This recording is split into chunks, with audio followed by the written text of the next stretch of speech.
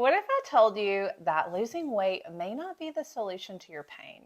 It's time to rethink what's actually going on with your body. Hey everyone, I'm Chrissy Williford and I'm known as the pain-free miracle worker because after 8 years of dealing with chronic pain, I finally found the answers I was looking for when doctors and therapists couldn't.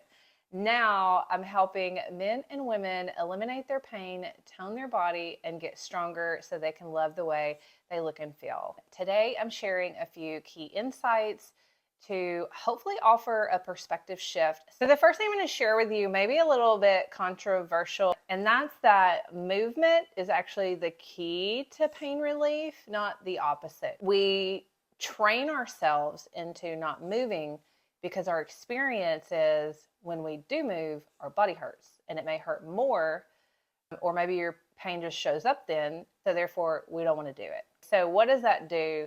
It tells you if I go exercise, I'm going to hurt. Maybe you do go exercise and you hurt more after or the next day or during.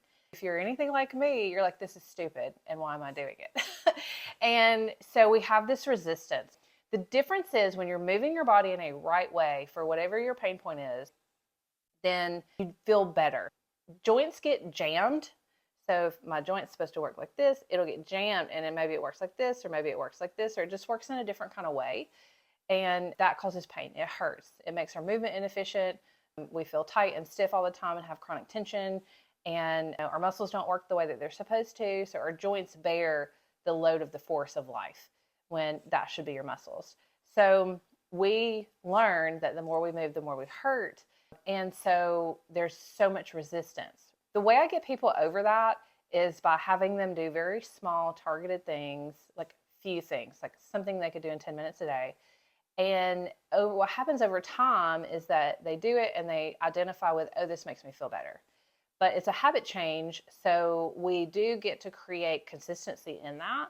And so my role is, hey, when you did it, did you feel better? And when their answer is yes, I'm like, okay, remember that. So we now have identified when we move in this way, our body feels better. And so let's just keep doing that. Because your body likes or dislikes things, everything, it doesn't matter. And it tells you that because you feel worse or better. So the things that help you feel better, do those things in how you're moving. And the things that make you feel worse, avoid those. Don't do that. Now, some things you're not gonna be able to do. Like if you stand up off the couch to go to the restroom and you hurt worse, like you still gotta go to the restroom. So that's not really what I'm talking about. But I'm saying if you're doing like lots of squats and you have knee pain and your knee pain's not getting better, well, let's do something besides a squat. And that doesn't mean do lunges, because a lunge is the same knee movement, so to speak, as a squat. So doing something different, moving in a way that your body likes, is the best way to help reduce your pain and make your body move easier and better and be stronger and all of those things. The second thing I'm going to share is that muscle activation and stabilization matter. And I've talked about this before, especially with the muscle activation, because muscles will turn on, turn off. Keeping them on is important. It helps your brain talk to your body better. It helps them load. It helps your movement and your quality of life. And there's many, many benefits. So keeping the muscles active helps if you are working in a compensated way. So for example, your quad does, which is the front of your thigh, does the work of your hip or your butt. And you keep doing quad exercises like leg extensions, and it just makes it worse. So getting the right muscles to work in the right ways, getting the muscles to turn on is really crucial for them being able to load and to make your movements easier, because your muscles are attached to your bones, and the muscles are what move your body because they move the bones. So if they're not working, the bones don't move in a right way, and it creates compensation, and it overstresses those things that are doing the compensations, and they're more likely to get injured over time.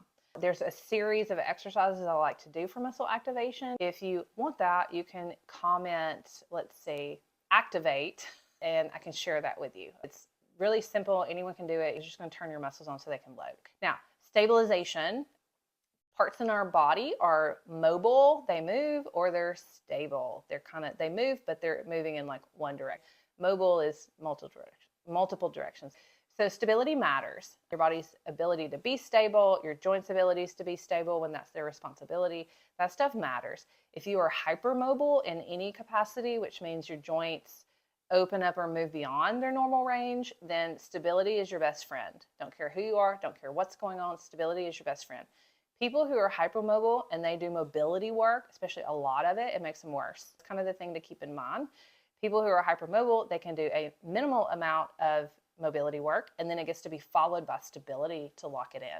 So there are isometric movements. So examples of that are, the simple ones that most people know: side bridges, planks. There's an isometric hip bridge. There's a wall sit is an isometric movement. There's an isometric lunge. There's a hang, like a dead hang, like if you hang a bar. It's just a dead hang is what it's called. You're just literally hanging on the bar like you're on a playground. That's an isometric exercise. There's a push-up. There's all different kinds, even just contracting and holding, and the muscle will get hard right there and you can just hold and feel it. That is an isometric movement. So you don't have to have any equipment. You can literally just squeeze and hold, and that's an isometric movement. So if I squeeze and hold my arms, and you can try this too, like I feel it in my shoulders, in the back part in my shoulder girdle. And so doing the isometrics, that also helps with muscle activation.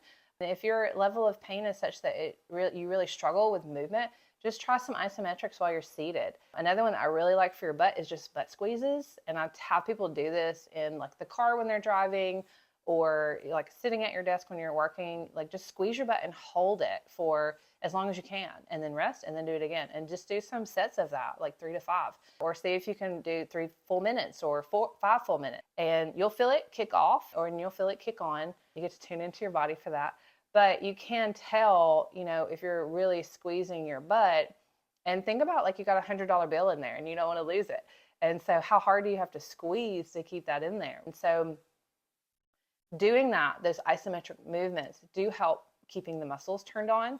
And so that's a really simple way that you can do it. I have some favorites that I like depending on what people have going on. Really simple to do, also very challenging. The third thing that I want to share with you on this is, like, when you have pain, regardless of your health and fitness goals, which could be, to change your body composition, it could be to lose weight, it could be to healthier, to live longer. All of that stuff is rooted in your ability to build a resilient body, which means that your body is strong, your body is working as optimally as possible, that it responds to stress well. You want your body to respond to stress well. Stress doesn't mean, oh, I'm stressed out. It means that if you're moving your body and exercising, your body can handle it. It means that if you're picking things up and carrying them, your body can handle it. It means that if you're dieting for weight loss, your body can handle it, because yes, that's a stress on your system. It means that if you have a major event in your life, let's say your spouse passes away, or a family member, or you have a major transition or a job change, or something going on with a child, those major, or financial, those major stressful events that happen in your life, the more resilient your body is, the better you're able to handle those. It's always about building a resilient body. You want to be strong, mobile, fluid in your movements, and able to handle stress. And in that, you're going to be able to find more joy and happiness in your life, because you're generally going to feel better. And if you feel better this much, then that's improvement. So don't say, oh, this is not working because my pain's not going away all the way.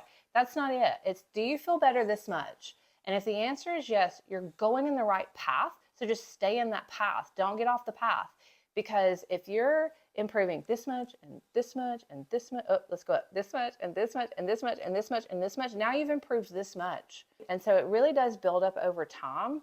So if you're doing stuff that's helping you feel better, you're physically feeling better, you're mentally and emotionally and spiritually and energetically feeling better, stay on that path, because over time you get more resilient.